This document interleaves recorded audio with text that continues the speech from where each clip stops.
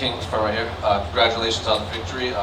Pretty rough first round until you put him away there at the end. So I guess just how physically, how you feeling, emotionally, how you feeling after that one? I felt like fucking Chucky. Look at my face, you know? Sheesh. How many stitches did they have to put in there? I don't fucking know. It don't matter.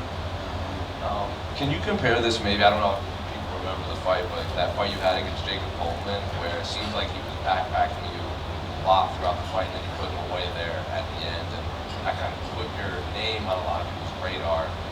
Like 13, 14 years later, you're still doing it here on the biggest stage of UFC, so can you kind of reflect on that fight compared to this fight and just like kind of the chaos that went in there? Yeah, but I felt like this one was different, you know? I had him on my back, I was like, bitch, you know? So this one was a little different. Were the emotions high in there, and I guess how do you not play into that and kind of maybe get, I don't know if you have a game plan, but kind of not force action that's not there? You gotta understand, this is at its highest pinnacle. The emotions are high, but you gotta be able to be in the fire. And it's like, you gotta keep the emotions high, but yeah, you gotta control your emotions at the same time, you know? It's a weird game that you gotta play, you know? And so, they're high, I'm looking at him, he's looking at me, they high. And they're in the fight, I'm like, oh yeah, you think you're doing, fuck you, what's up? Well, oh yeah, no.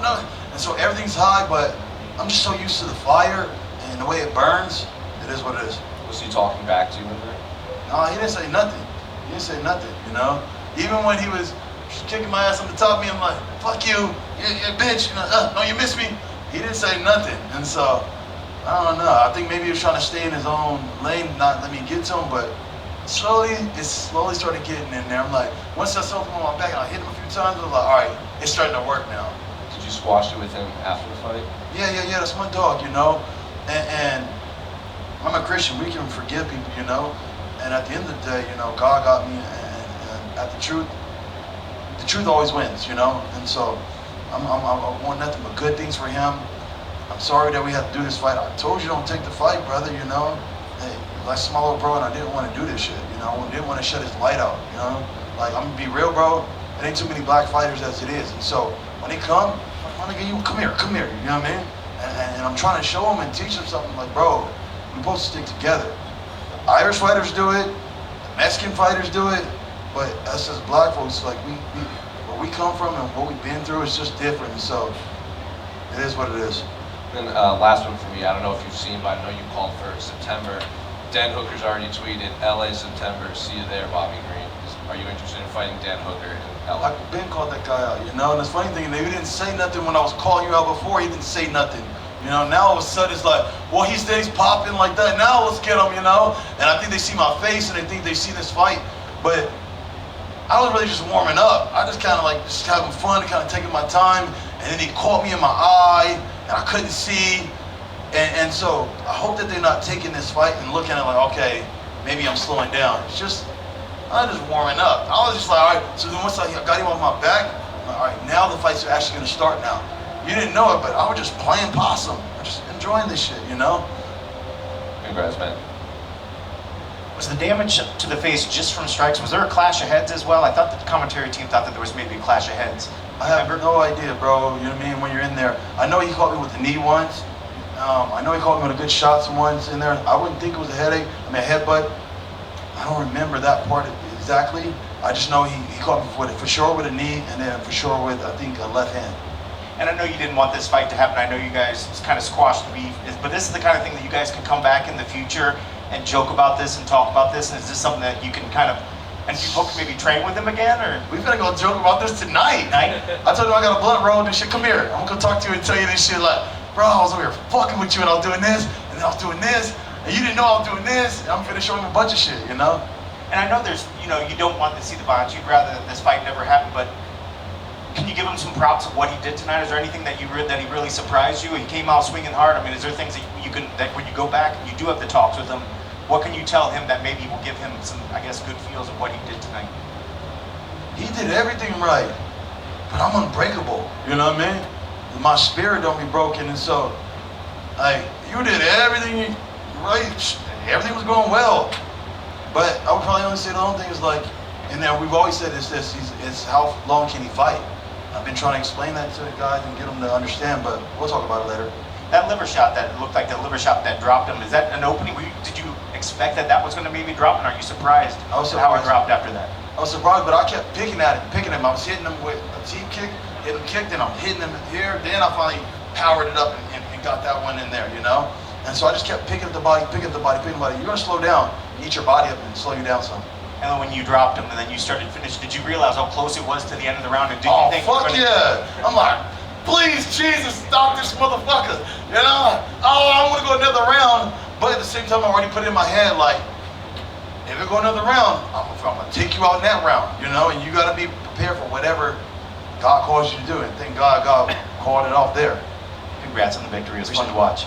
To your right in the middle, you talked about going through the fire. How much do you relish that? How much do you need to have adversity in a fight to be at your best? How much do I need adversity to be at my best? Girl, with this shit, I don't know. This is a crazy roller coaster we're fighting. To be at my best, I should be doing it, girl. I should be doing it. And it's like, sometimes we can get caught up in those things like, oh, do I got enough or this or that? You just go and live in the moment, you know, and be thankful for everything that's happening and be open and just kind of riding the wave. Bigger challenge, fighting someone you know well or fighting someone you do not know at all? I think it'd be a bigger challenge fighting someone I know well because they know me well too. And so that's another thing I was trying to explain to Terrence, like, don't fight your friends because they know things about you that the average person doesn't know, you know? Like, I knew he went out to Colombia, he did this, a little this. I know these things, so I'm like tripping. Then I heard he was somewhere like gambling at like 12, midnight. And so it's like, I'm like, you're making all the wrong mistakes. While you was there, I was in bed, you know? I'm gonna beat you. You're making too many mistakes that fighters shouldn't make, and that's why I was trying to little big brother him. It's like, hey, you don't do this, don't do this, or you don't do this. You're doing these things, you're gonna go, you will now cut yourself from the top 15 to those guys, you know? And you don't wanna be just a gatekeeper guy, and you wanna go down, so stop doing this and stop doing this, you know? But I never had that time to really sit him down and say, hey, no smoking before fights, no fucking gambling, no fucking out having fun and doing this bullshit, bro. When it comes down serious, get serious, you know? And it is what it is. I appreciate you. Good luck. Thank you, Hey, King, back here. Congratulations. You know, they talked about it, so many fights now, you know, won some, lost some, but you're still out here doing it. What is pushing you? Is it just like, you know what, this is what I do, I don't know what I'd be doing without it? Is it just about cashing in those checks still while it's good? I mean, what does keep a guy going after this many fights in and just to keep up this pace? For me personally, it's changing my community. I'm from the D, which is San Bernardino. And San Bernardino has such a negative, like, connotation, negative name on it, you know, where they call it shoot 'em up city. And so I'm buying all the property I possibly can in my neighborhood, and I'm putting good families in there.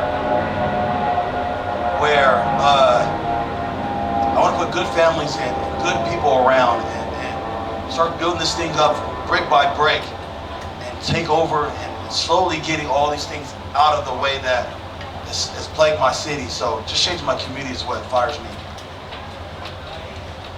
Yeah, the IE. Cool? Thank you guys.